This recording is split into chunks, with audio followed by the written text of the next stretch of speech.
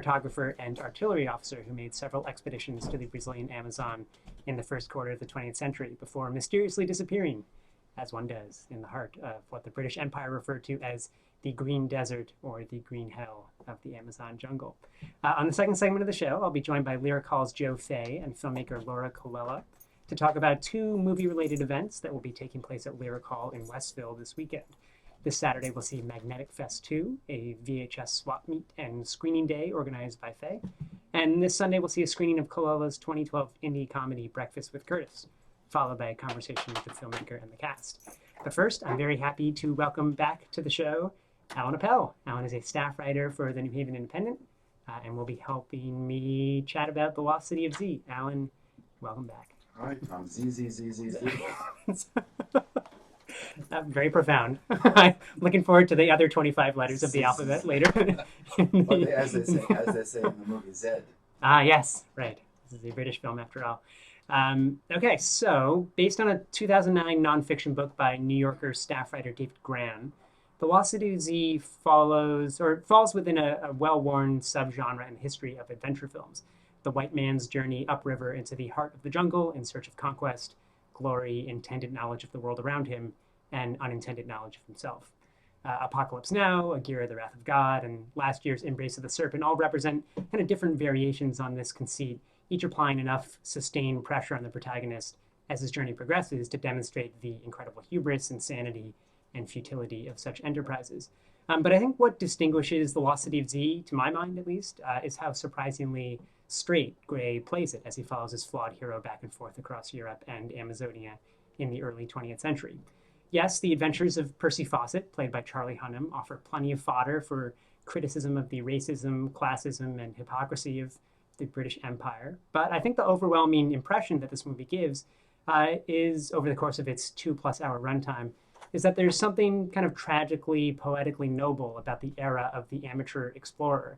Here's a man who sacrificed everything, his family, his career, and even his life, in pursuit of a lost city of culture and civilization that he thought would bring mankind a bit closer to empathy or bring himself a bit closer to an understanding of his natural and social environment. So Fawcett, in this story at least, is a romantic and an artist, however unrequited. So Alan, as you watched The Lost City of Z, did you find yourself yearning for more adventure into the heart of the jungle alongside Fawcett and his crew? Or were you ready to hang up your walking stick and maybe take a pass on this next trip to El Dorado? No, I think you really put it in the right context. I really wanted to like this movie, I think, more than I did because I love all its antecedents. And but I think for me the you cited sort of what two of the problems are. Well, there are a lot of problems with this movie, but there's a lot of good stuff also. I think the window that it does open on the tail end of the Victorian era's trying to check out the last savages among us, and how the old guard, and a wonderful scene in the film says, "Why are you doing this, Percy? Do you imagine savages in Westminster Abbey?" And of course he does. But my problem is that to make this kind of thing credible, especially in this film, which is different from Apocalypse Now, and even I was thinking of one of my favorites, King Kong, where they go with Fay Ray, is that this is not one single expedition. This is essentially like 20 years or a man's whole lifetime. 3 or 4 or 5 expeditions from his first one, culminating in the one in which he dies with his son. So in many ways, in order for the adventure genre and the pursuit of the unknown or the romanticism or whatever the motivation is to work, and we can talk about if that motivation is somehow credible or carried through. The problem is that on some level it's a biopic struggling to be an adventure film.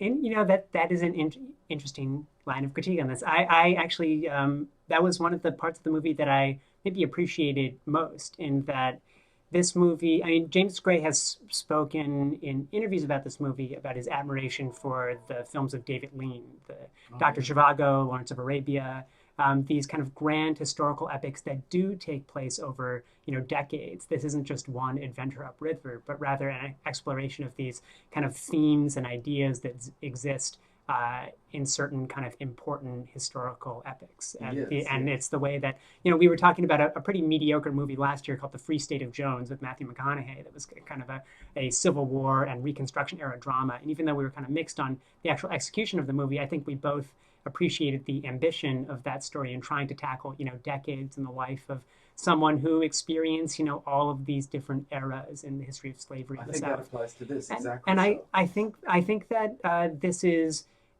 not a biopic in that it doesn't chart Fawcett's life from birth to death. It starts with a specific moment in his professional career, maybe the nadir of his professional career, and that he's looking to rehabilitate himself. He's introduced to us as ostensibly over the hill already. He's relatively old among his group of officers, and he's looking for some way to redeem his kind of patrilineal inheritance, which is one of, I guess, shame and alcoholism. And he sees these adventures to the Amazon as a way to both redeem himself and his family, but also completely kind of purge himself of the necessity of proving himself to this world, Well, the you are British so Empire. generous in your psychological understanding. So I, I think more than that, I think you provide more than the movie.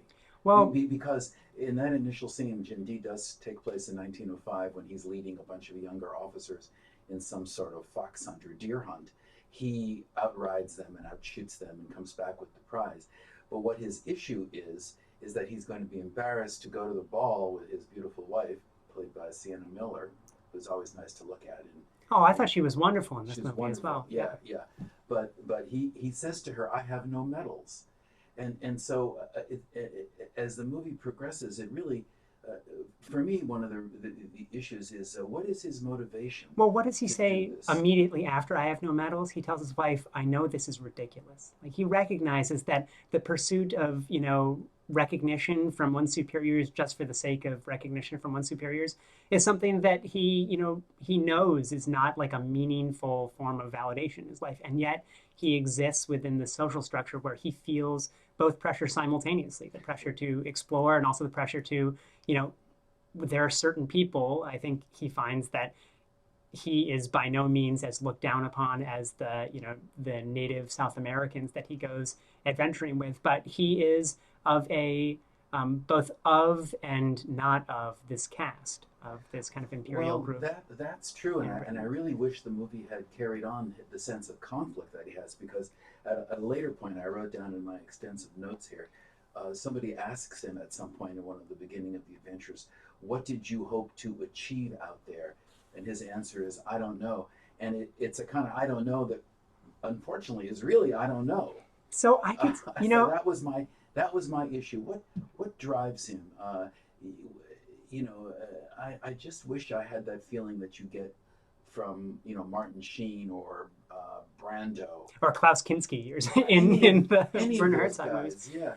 Yeah, he says all the right things, but he's noble only when he stands up in a kind of cartoonish way to the cliches of the upper crust guys in the Royal Geographic But you know what? Society. I think that, I mean, if Martin Sheen's character in Apocalypse Now is a bit of a kind of a blank cipher just waiting to be written upon by the horrors of the movie, and then if Klaus Kinski is already this like megalomaniacal figure who's looking to dominate the Amazon, I think that Charlie Hunnam's character here is pretty similar to Omar Sharif in Dr. Zhivago, in that Sharif also spouts, plenty of platitudes in that he's a romantic figure. He doesn't know, what he wants to do with it. He's a doctor, he's a poet, he kind of wants both the scientific and the artistic world. He's in love all the time. I mean, these are kind of grand aspirations that he's not quite capable to wrap his arms around entirely because he doesn't really understand, why, how can someone with such great personal ambitions have to rein all of those in for any particular kind of historical society in which they exist. But he's driven to write the great poem. He's sort of following war and beauty to write the great poem. This guy uh, remains confused, or maybe one of the issues is, and it's allied with this, is maybe it's a question of lugubrious acting, I think that's where because I'm falling to. because in many ways what you say is all there and more in potential than in reality. I just find him wooden when he deals with his conflicts about his many returns home, and he doesn't spend time with his kids. He's wooden with his wife. It's almost as if he if I was psychologizing this You film, turn the mic a bit. if I was psychologizing this film, I would say that he he's just like a adolescent who got himself into the required family life, and he just wants to have adventures.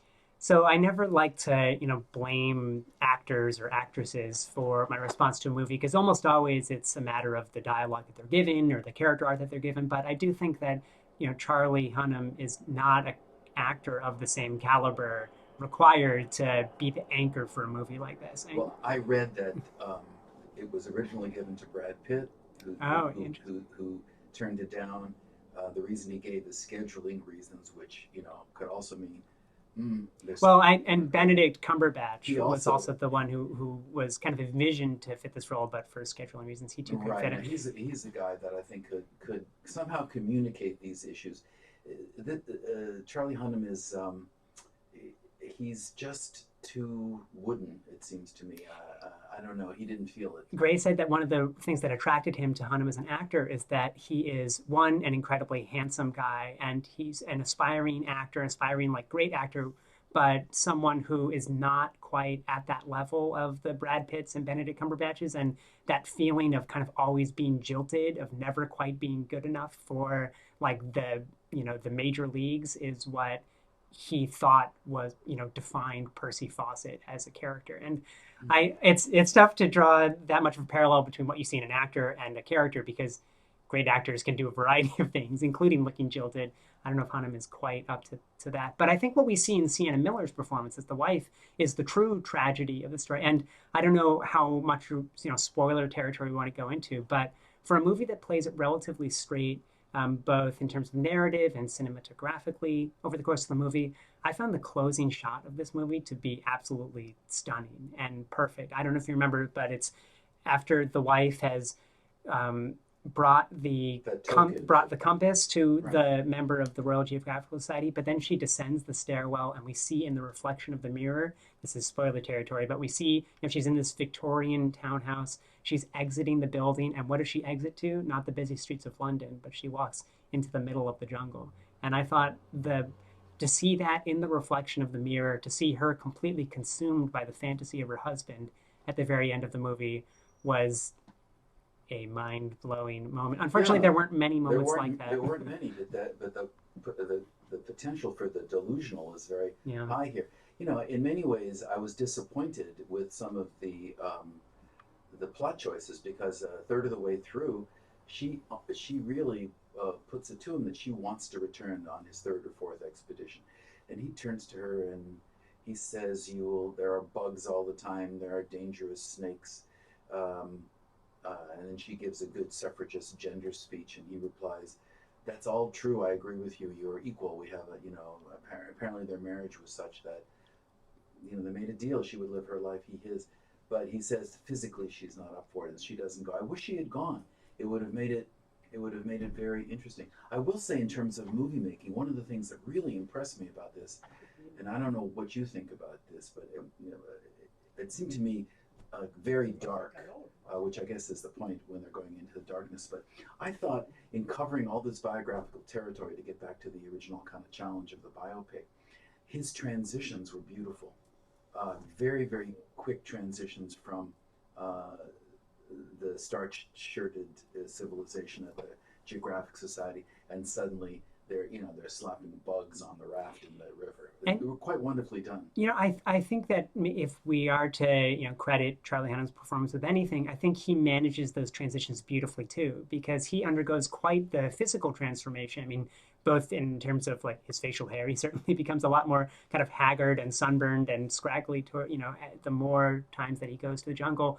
And also, you can see the kind of gaps beneath his eyes deepening as he ages. I mean, these adventures are really wearing on him, and yet he only seems to increase in his almost like childlike anticipation of the next adventure. And so as we see his body almost kind of deteriorating, we both maturing and deteriorating, we see him, all the more excited and idealistic about getting back to what he thinks is this kind of lost great city of culture and Right, but he civilization. doesn't know what he's doing. At a certain point, he's just glazed and dazed. And I say glazed. This is real spoiler alert when describe him as glazed because can we say this? Well, I don't know. It is a spoiler alert. Go away if you want to really see this movie.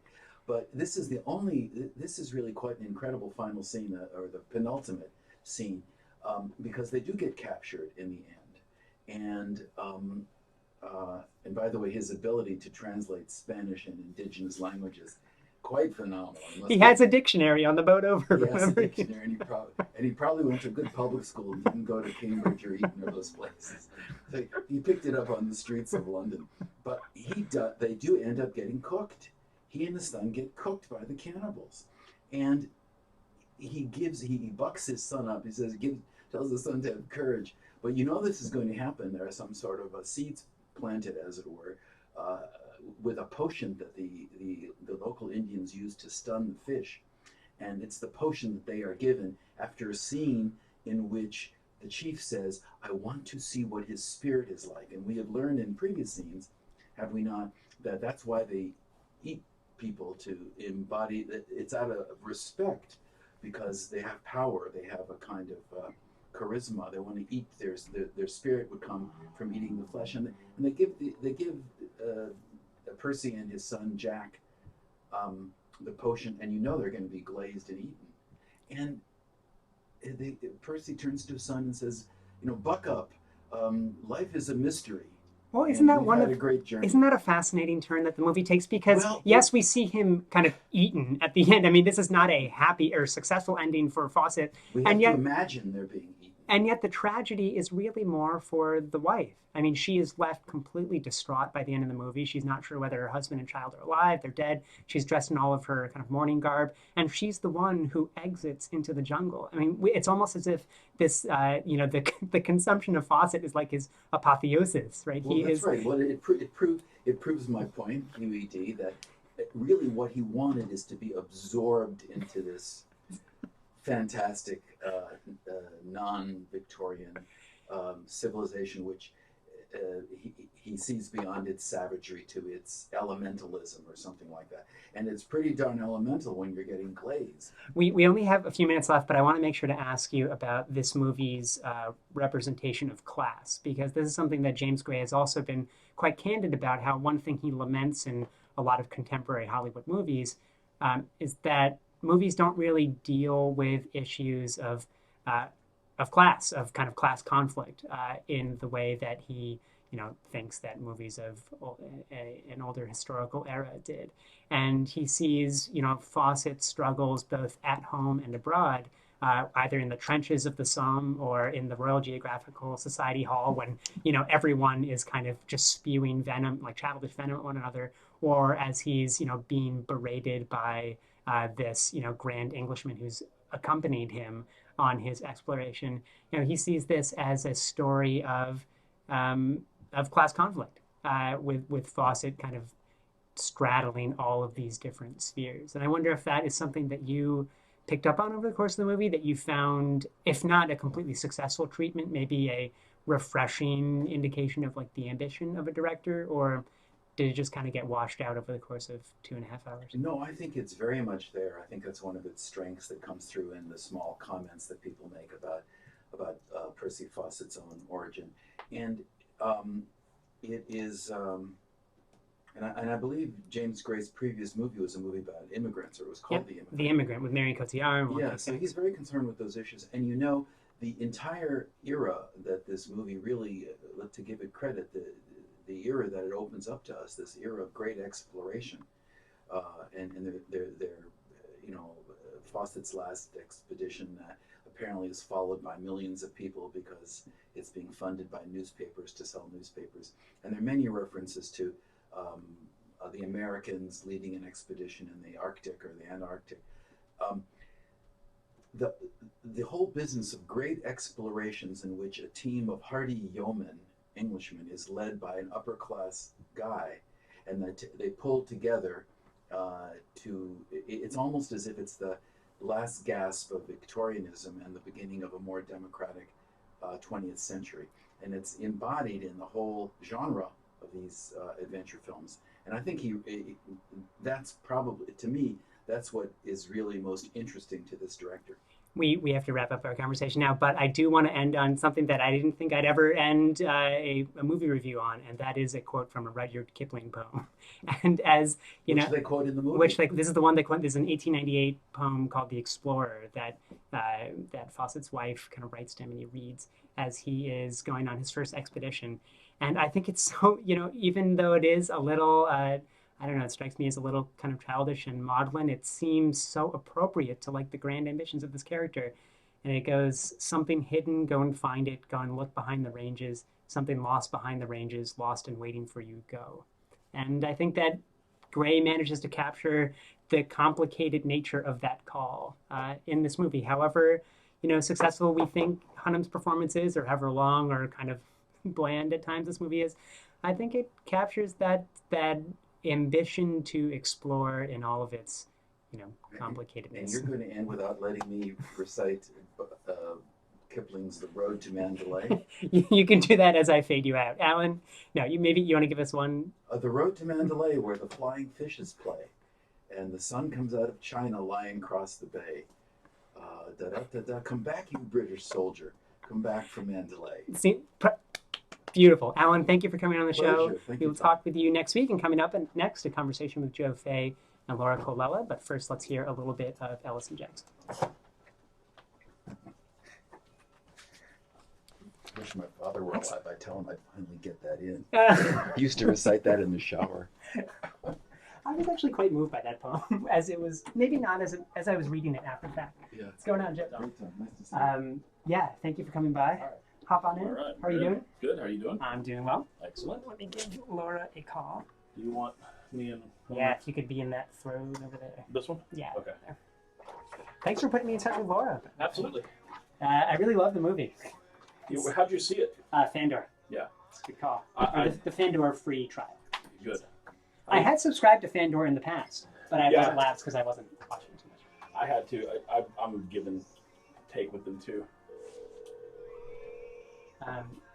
What are the strengths of their collection? Do they? Hello, or maybe I'll ask you that after the fact. Yeah. Hey, Laura, this is Tom at WNHH, and Joe Fay is here too. Hello. Hi, guys. Hi. So I'm going to plug you into the soundboard, and hopefully everything will go well with the audio equipment, and we can both hear you, and you can hear us. So that's what I'm hoping for. But we will talk to you in just a second. Okay, I found the cord. All right, I'm going to plug you in now, and then we'll start in a second. I have maybe like a 15-second intro, and then I'm going to ask Joe some questions about Magnetic Fest, and then we'll go over to Breakfast with Curtis. Sounds great. Cool. Thanks. Okay, thanks. Okay, so this is going to be here.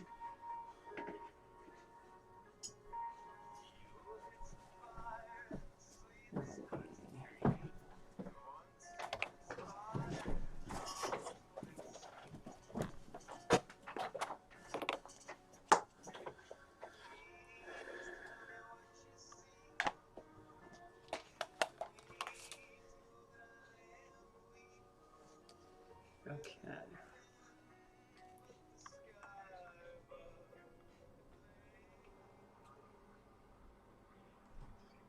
Welcome back to Deep Focus, a radio show about movies in New Haven. I'm your host, Tom Breen.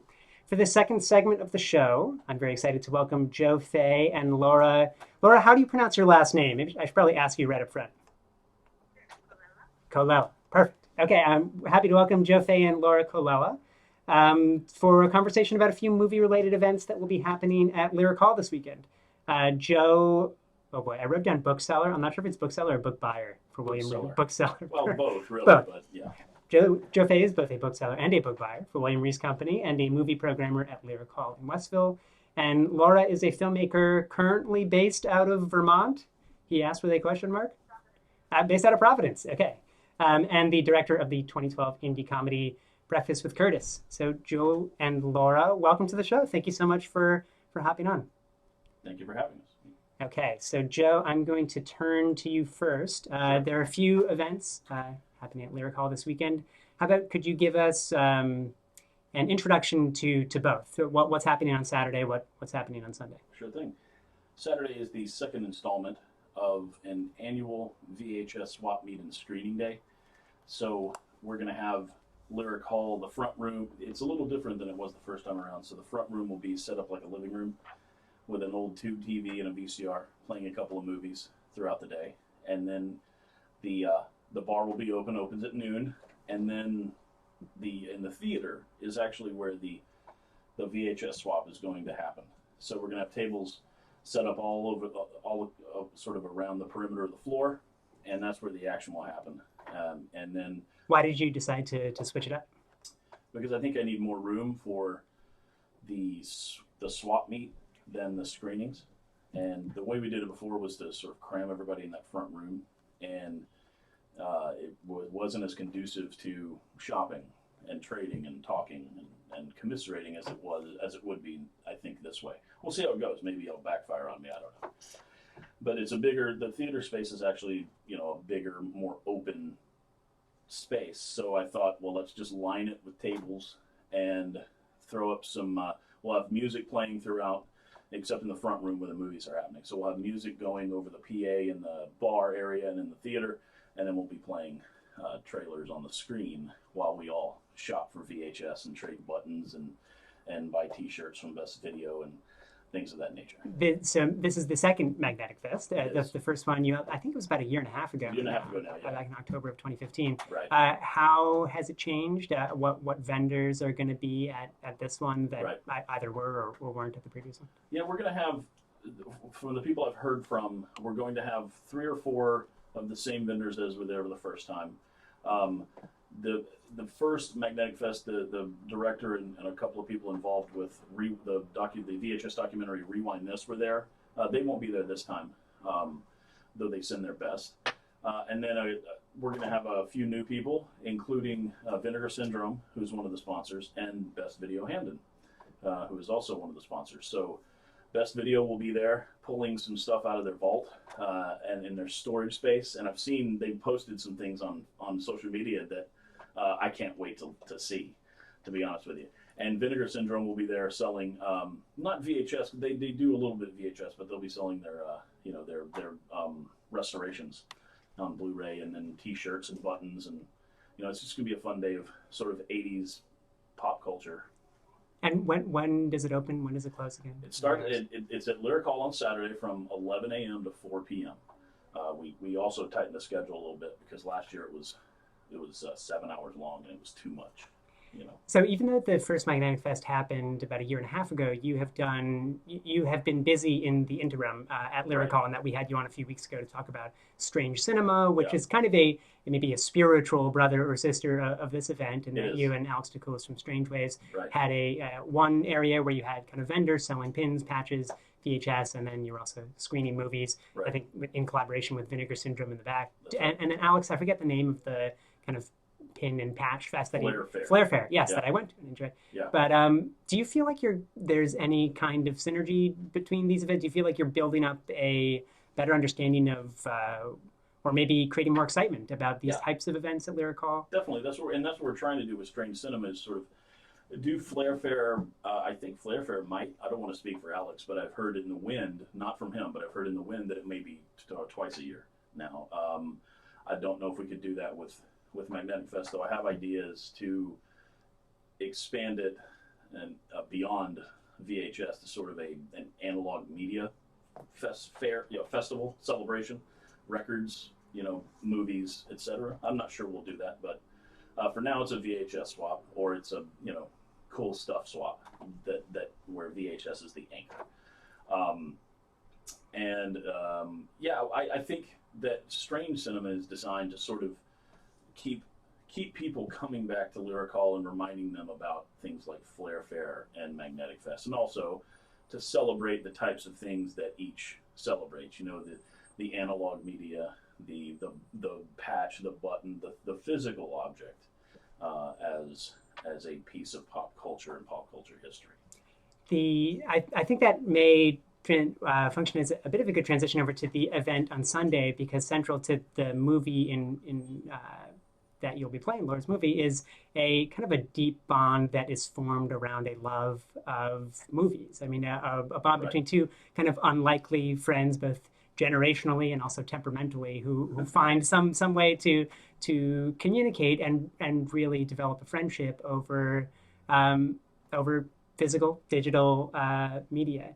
I don't know who wants to answer this question first, but how maybe Joe, can you tell me what is happening on Sunday, Sure. and then I'll turn to Laura and may have her introduce the movie to us and the Absolutely. listeners a bit. Absolutely.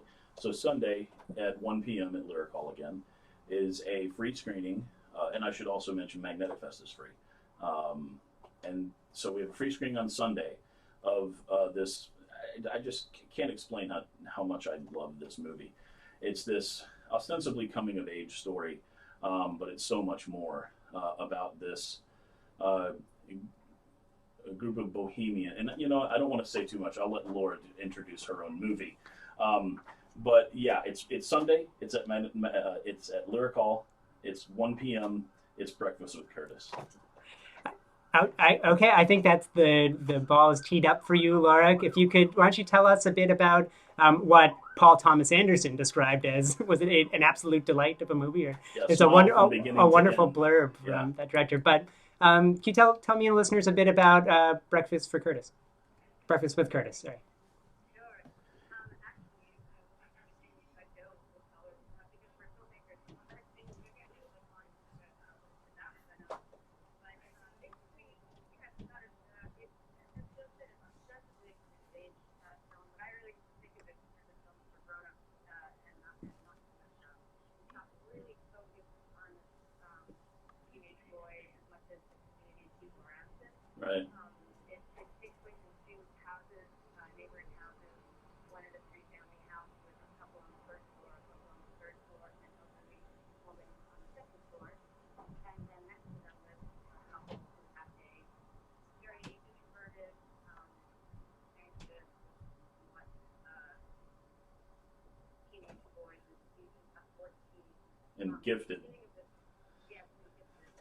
And beginning of the film, we see flashbacks from 5 years ago, basically, where there's a conflict when Jonah was about 9. Jonah's actor. When Curtis was about 9, he had a conflict with this guy who was on the first floor next door, basically.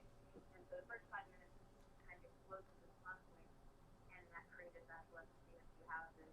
And then the rest of the film is really like an unfolding and disintegration of that conflict by means of a lot of different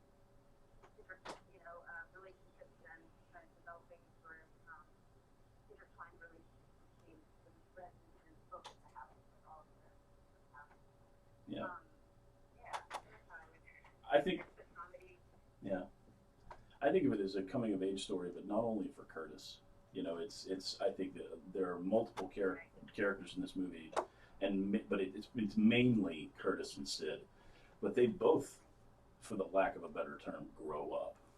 Laura, I'm glad that you made that slip in describing the character's name, saying Jonah instead of Curtis, because this movie is and its characters, from what I understand, are very closely linked to your kind of real life experience with your neighbors, and that these are your neighbors. And I was thinking as I was watching this movie, I mean, the one of the kind of central motifs, or maybe kind of the few plot mechanics that there are, is that this kind of older bookseller and this young kind of musical introverted prodigy, they form a relationship over creating amateurish kind of home movies about the eccentric bookseller character. And there are plenty of kind of indie comedies about teenagers learning about themselves and working through kind of dramas by creating little movies. Usually they're trying to kind of recreate movies they love. I'm thinking of like the Me and Earl and the Dying Girl, or the Son of Rambo, or Be Kind Rewind.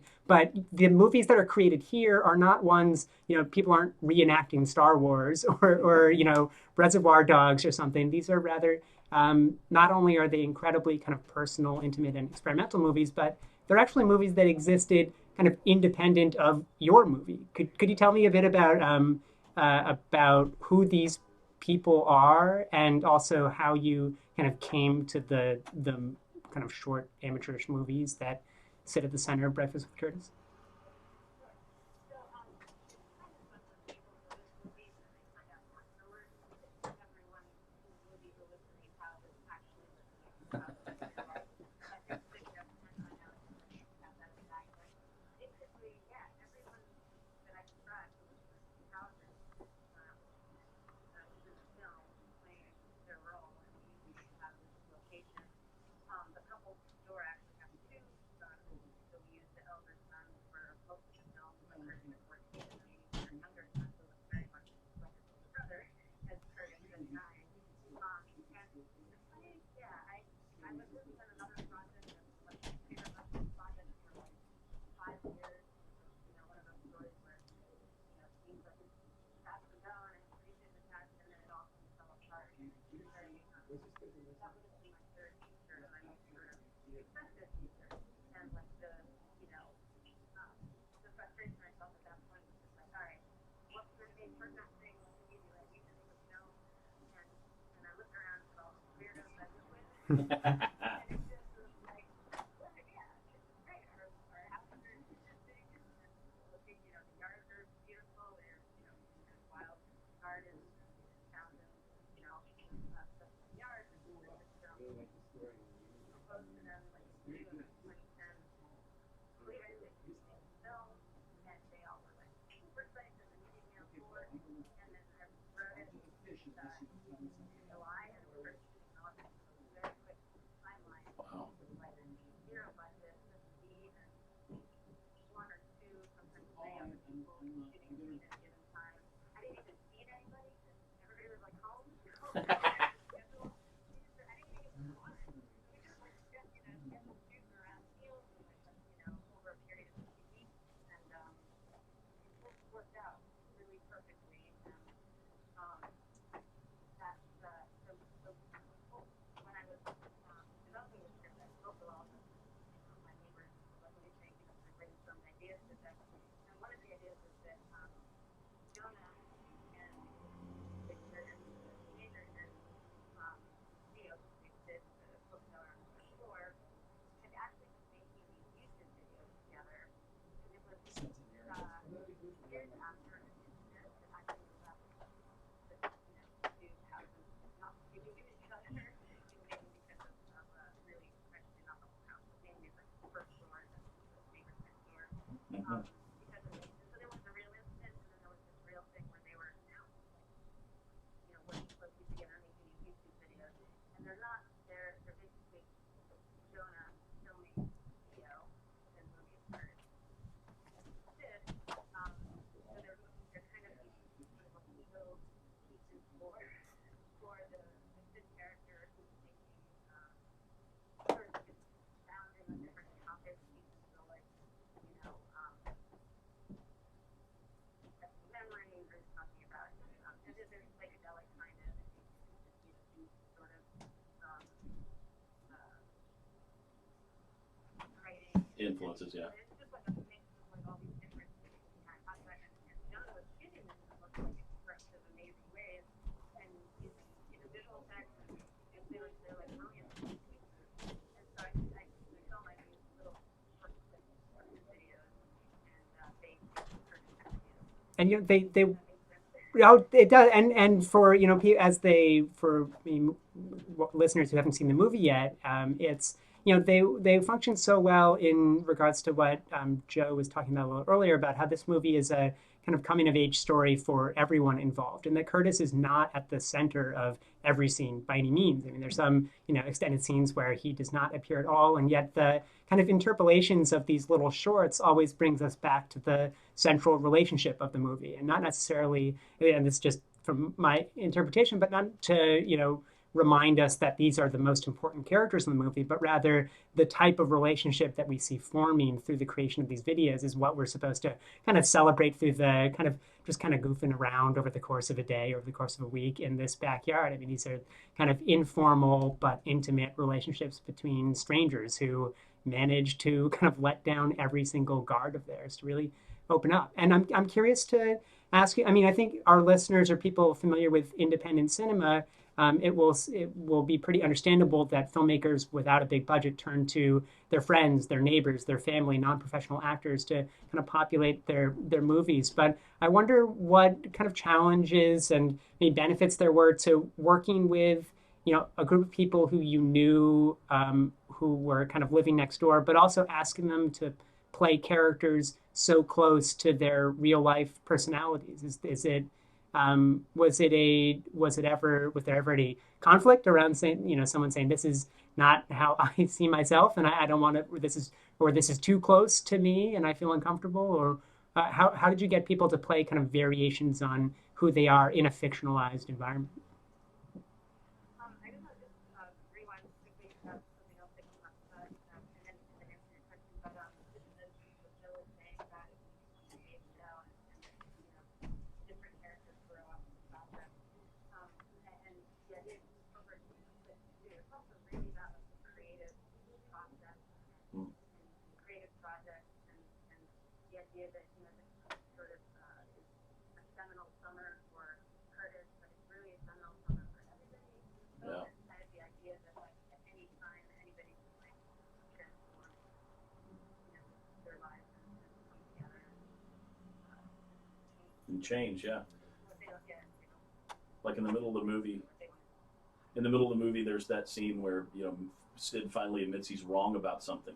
There's the I won't. It's not. I don't think I'll ruin anything by saying, but it involves a swing. And he sort of.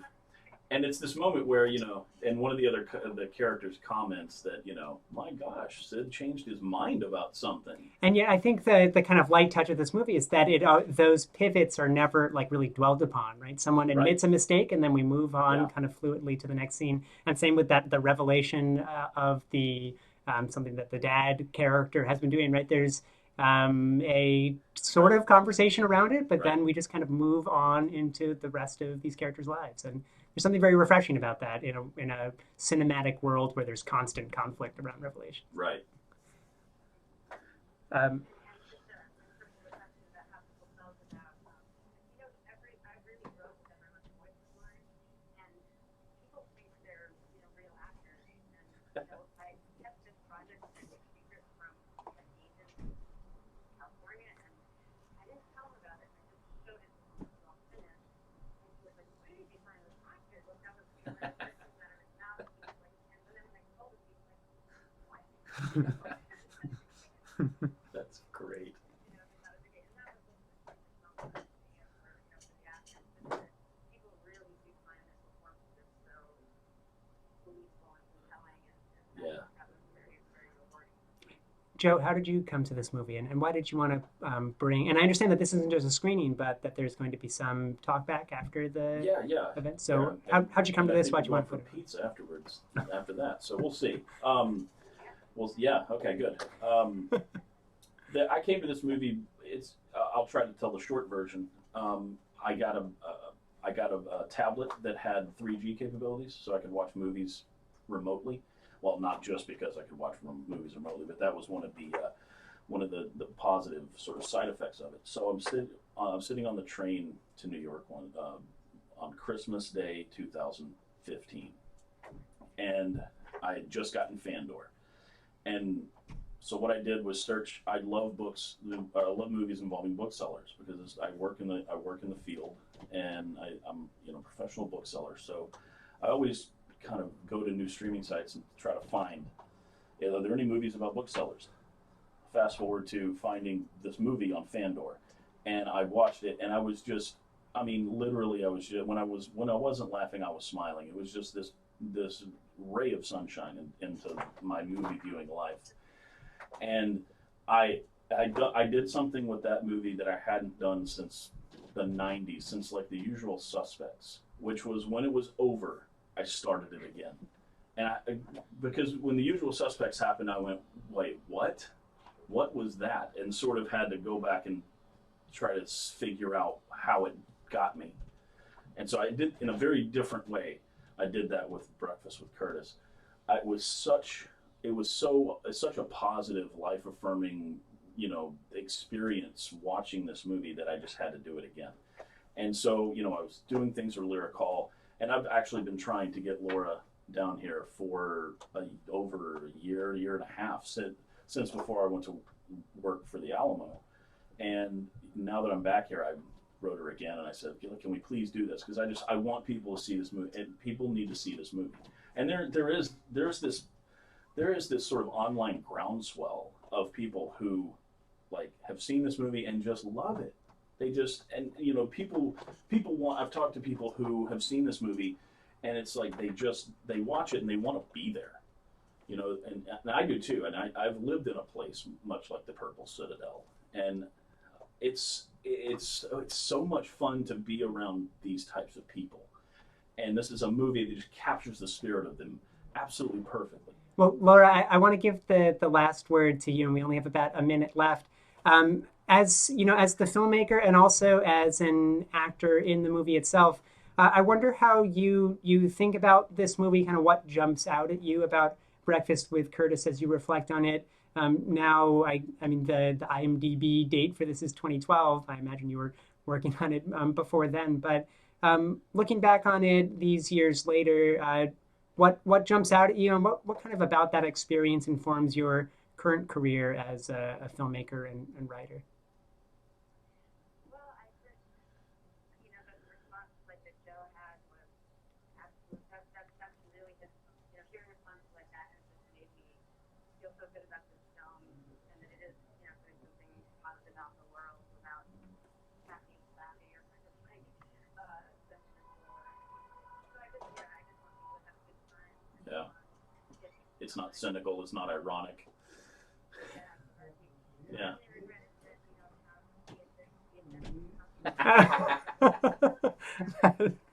Oh, that would be great. Well, I'm afraid we're out of time. Laura Colella is a filmmaker, director of Breakfast with Curtis, and Joe Fay is, among many other things, a movie programmer at Lyric Hall. Check out the Lyric Hall website. We will post a link to it on the Deep Focus website at deepfocusradio.com for all of the great things happening there this weekend. Laura and Joe, thank you so much for coming on the show to chat about these movies. Yep, lauracolella.com, by the way.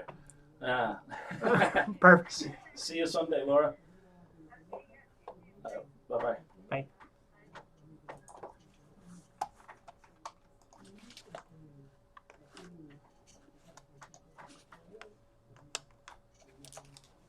And it's on. Okay, excellent. Oh, thank you so much, Joe. I appreciate you. Sorry, I got a little sweaty here. No, this is. I know it's very hot in here. Let me just call Laura and thank her. How are you doing? Good, man. Good. I picked the busiest week at work to do the busiest week at Lyric Hall. It's Nice. crazy. Yeah. But, if I wasn't busy, I wouldn't be doing anything. So Are you traveling busy, or it's just? not right now, in a couple weeks, but I'm just around, just kind of, I'm glad that. Yes, thank you.